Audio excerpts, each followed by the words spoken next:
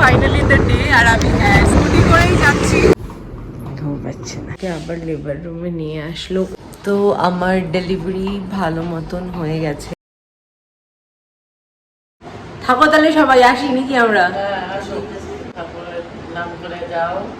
হ্যাঁ, টাটা। দুজনে যাইতেছি, তিনজনে আসবো। তো হেলমেট আমি পরে নিয়েছি, এবারে আছি গ্যারেজে। বাইকে করে যাবো, আমার ভীষণ ইচ্ছা ছিল কি করে মানে যখনই আমি হসপিটাল যাবো আমি জানি এইরকমই ফিট থাকতে পারি, আর বাইকে করে পুরো একদম ব্লগ করতে করতে যাতে যেতে পারি। তো সেই রকমই ঠাকুর ভালো রেখেছে এখনও। তো আজকে রাতে যেহেতু অ্যাডমিশন, তাই রাতে আমি আর ওই যাচ্ছি। মা তো যাওয়ার জন্য বায়না করছিল, বাট বললাম যে এখনই যেতে হবে না, আমরা যাই কি হয় না হয়, দেন তারপর তো আসতেই হবে। মানে আমি চেয়েছিলাম যেদিন যাবো সেদিন জানি আমি সবাই খেয়ে দিয়ে এরকম যেতে পারি। তো সবাই ছিল এখানে, সবাইকে নিজের হাতে রেঁধে বেড়ে খাইয়ে সুন্দর করে এবারে রেডি হয়ে বেরোচ্ছি ঠাকুরকে ডেকে প্রণাম করে বড়দের। আশা করি সব কিছু ভালোই হবে। একটু সেজে গুজে নিয়েছি, বাট এত গরম লাগছে, ঘেমে গেছি পুরো। এই আমরা যাচ্ছি, প্রায় পৌঁছে গেছি। আমার ভীষণ ইচ্ছা ছিল স্কুটি করে যাওয়ার, আর আজকে সবটা পূরণ হচ্ছে, ফাইনালি দ্য ডে। আর আমি স্কুটি করেই যাচ্ছি। পুরোটা জার্নি আমি যা ট্রাভেল করেছি, যা এক্সপ্লোর করেছি, মানে আমি ব্যাপারটাকে এই ফেসটাকে ওইভাবে নেতিয়ে কাটিয়ে দিতে চাইনি, এনজয় করেছি। মানে ঠাকুরের আশীর্বাদে করতে পেরেছি বলতে হয়। তো হ্যাঁ, ফিট ছিলাম, থাকার চেষ্টা করেছি, আর এখনো স্কুটি চেপেই যাচ্ছি। আগেও আশা করি সব ভালোই হবে। এই হচ্ছে আমার ডেস্টিনেশন, তোমাদেরকে আগেও দেখিয়েছি। আমার তো রিসর্ট ফিল হয়। ওই আমার হসপিটাল ব্যাগ হাতে, ওর কাঁধে ল্যাপটপ ব্যাগ। আমরা আসছি স্টেকেশনে, 2-3 দিনের স্টেকেশন আমাদের।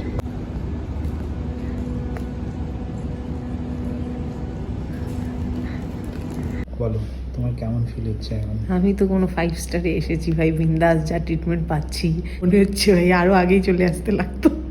এখন এনএসটি হচ্ছে, হয়তো ইনডিউস করবে। লেবার রুমটা দেখিয়েছো?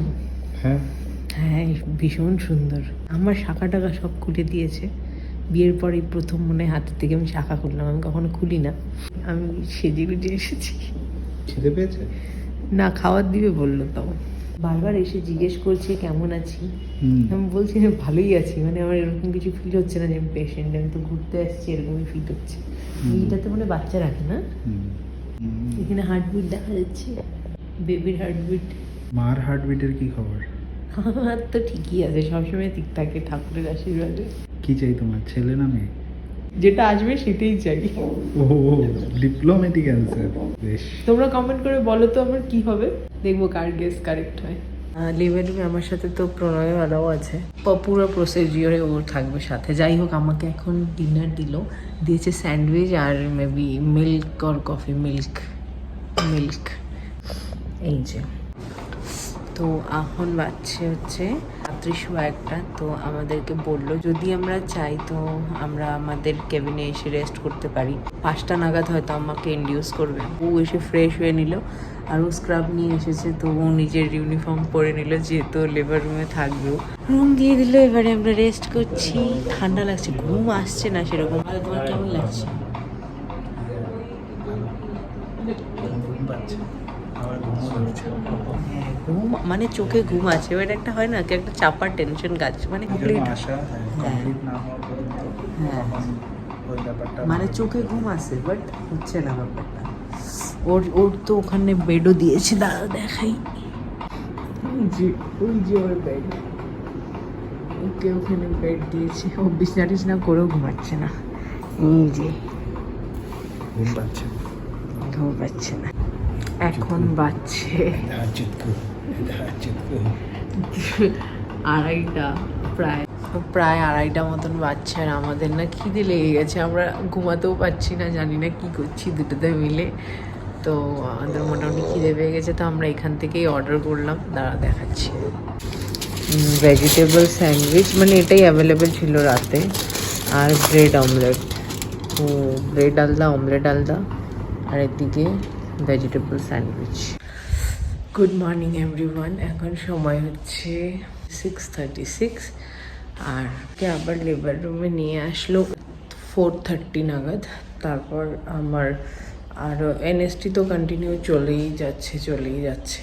এখন আমি একটু হাঁটবো, তো তারপর ইন্ডিউস করলো আমাকে 5টার দিকে। হ্যাঁ, আজকে হচ্ছে ডে 2 লেবার রুমে। কাল রাতে এসেছিলাম, এখনো অবধি আছি, বাট এখানে বেশ ভালোই লাগছে, মানে জায়গাটা খারাপ না, বেশ সুন্দর পরিপাটি।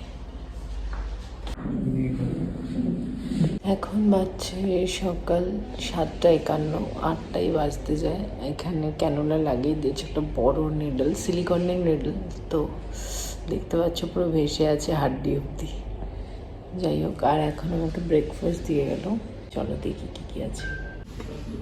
এখানে আছে ইডলি, এখানে আছে চাটনি, এটা মিল্ক আর ওয়াটার কিছু একটা হবে, মিল্ক হইতে লাগে, কেন কি কর্নফ্লেক্স আছে,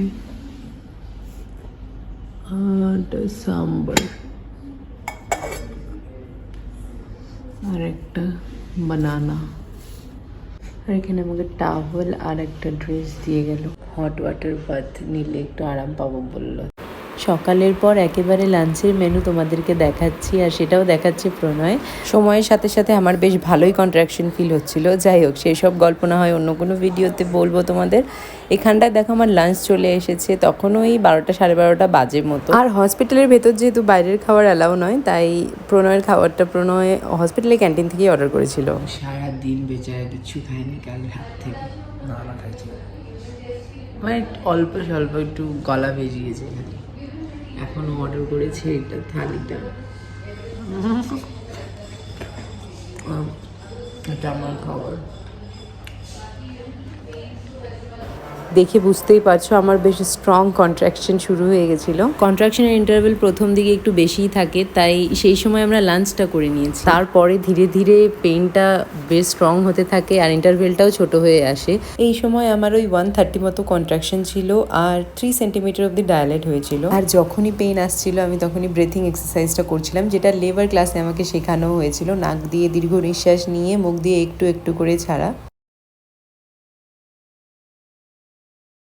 তো আমার ডেলিভারি ভালো মতন হয়ে গেছে, বিকেল 5:30 নাগাদ হয়েছে। আর তারপর আমাকে রিকভারি রুমে 2 ঘন্টা মতন রাখলো। আর বেবিকেও 6 ঘন্টার একটা ম্যান্ডেটরি মানে চেক আপ থাকে, তো সেই জন্য NICUতে নেয়। তারপর যদি সব কিছু ঠিক থাকে তাহলে ওয়েল বেবি বলে তারপর মানে ক্যাবিনে দেয়। আগে মাকে শিফট করে, তারপর বেবিকেও শিফট করিয়ে দেয়। তো আমাদেরকে ওই 9টা-10টা নাগাদ ক্যাবিনে দিল। তারপরে আমাদের সাথে কথা বলা হয়নি, পেনটা যখন অনেক বেড়ে গিয়েছিল। এখন বাজছে রাত্রি 12:30 প্রায়। তো আমি, মা আর পুচকুটা এখানে আছি। আর প্রণয়ের কালকে কেস আছে, তো ও বাড়িতে চলে গেছে, কালকে আবার আসবে। প্রণয়, ভাই আর আমার শাশুড়ি মা, ওনারা 3 জন বাড়িতে আছে। তো যে পুচকুটা ওইখানে আছে, ওর দিদু কই গেল? কই গো মা তুমি? ওই যে মা। আমি যেহেতু আজকে উঠতে পারবো না, তাই জন্য মাকেই শিখিয়ে দিল কীভাবে কী করতে হয়। ওনারাও এসে বারবার দেখে যায়, ফিট করায়, পটি টটি পরিষ্কার করে।